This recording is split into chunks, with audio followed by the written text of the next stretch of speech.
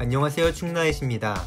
리그 우승 7회, FA컵 우승 3회, 아시아 챔피언스리그 우승 2회, 명실상부 대한민국 최고의 명문 구단으로 거듭난 전북 현대모터스.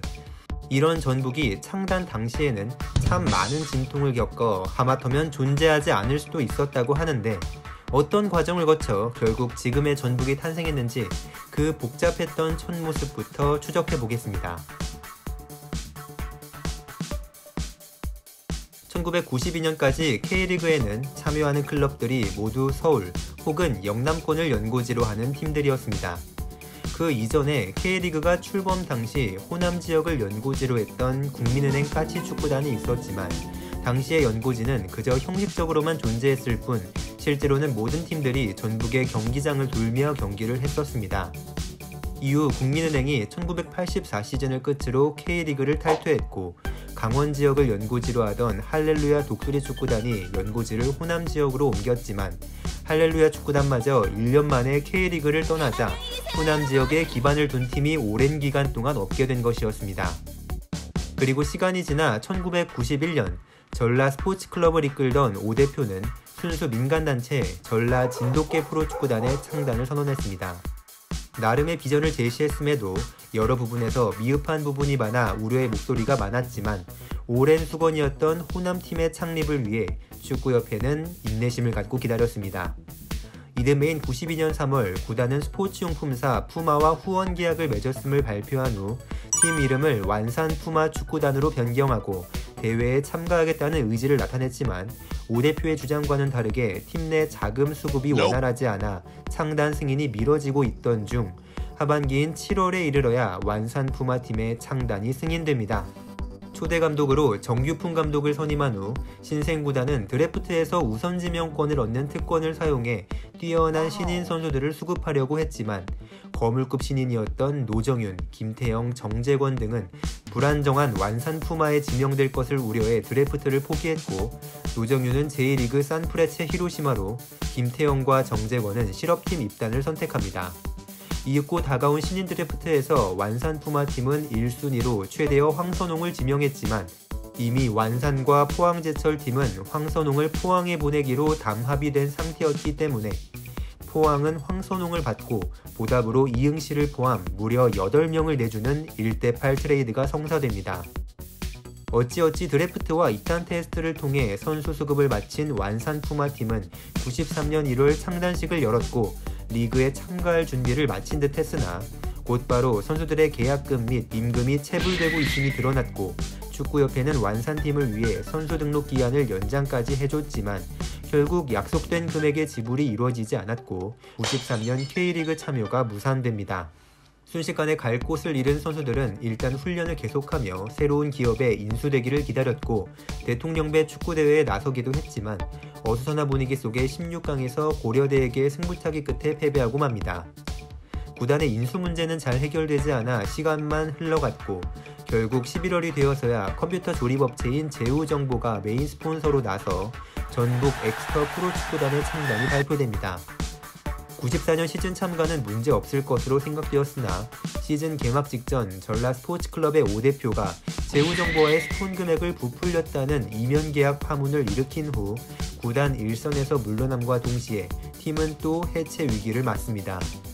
다행히 보배 소주의 문 대표이사가 구단 운영에 대한 의지를 보여준 덕분에 전북 버팔로라는 새로운 이름으로 팀을 유지할 수 있었습니다.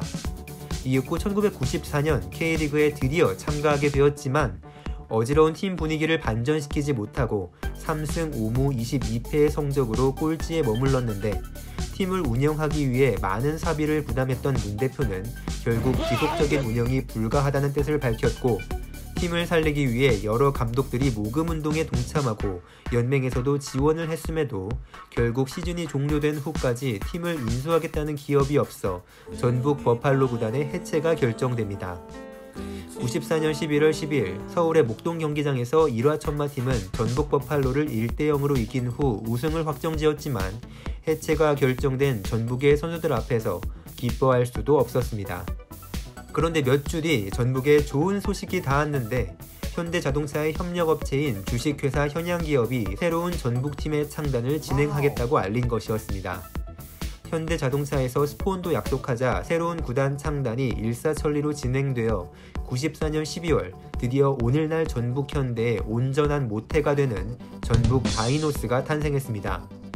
전북 버팔로의 모든 선수들을 영입할 수는 없었지만 11명의 선수들이 버팔로에서 다이노스 유니폼으로 갈아입을 수 있게 되었고, 전북 다이노스는 전북 버팔로를 공식적으로 계승한 팀은 아니었지만 지역적으로나 선수 수급면에서 뗄래야 뗄 수 없는 관계를 가지게 되었습니다.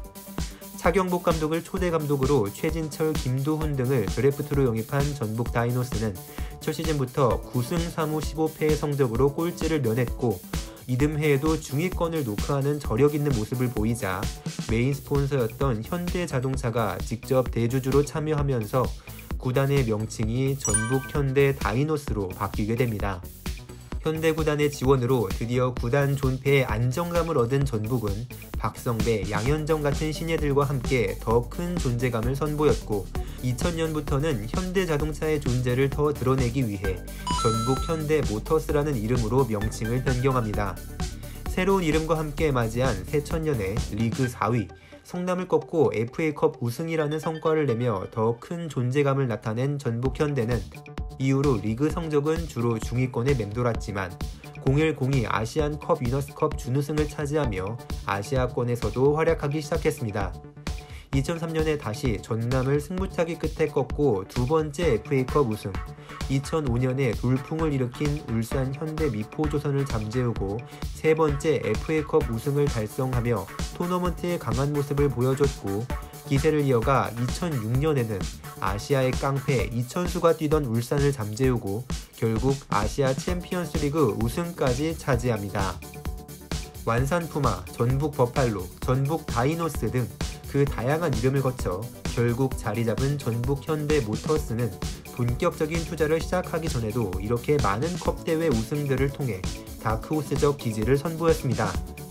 하지만 리그에서는 원하는 성적을 내지 못하자 더 적극적인 투자로 진정한 K리그의 명문으로 거듭나겠다는 2010 프로젝트를 가동하는데, 이후로 전북이 어떻게 K리그의 강호로 거듭나게 되었는지는 K리그 공식 유튜브에서 확인이 가능합니다.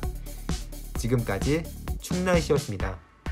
앞으로 더 다양한 영상들 그리고 색다른 콘텐츠들을 준비 중에 있으니 구독과 좋아요 꼭 부탁드리겠습니다. 감사합니다.